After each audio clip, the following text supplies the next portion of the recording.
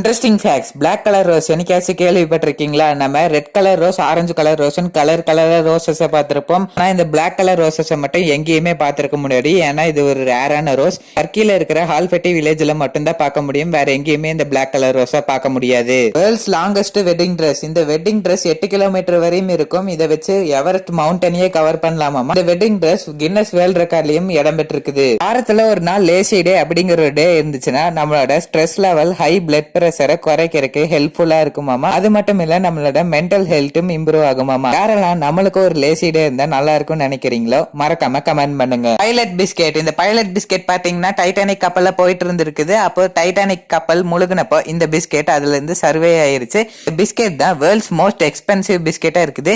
இந்த பிஸ்கெட்டை எத்தனை ரூபாய்க்கு வித்திருக்காங்கன்னு பாத்தீங்கன்னா நீங்க ஆச்சரியப்படுவீங்க. இந்த பிஸ்கெட் $23,000 வித்திருக்காங்க. இந்த ஃபேக்ட் எப்படி இருந்துச்சு மறக்காம கமெண்ட் பண்ணுங்க. நம்ம சேனலை மறக்காம சப்ஸ்கிரைப்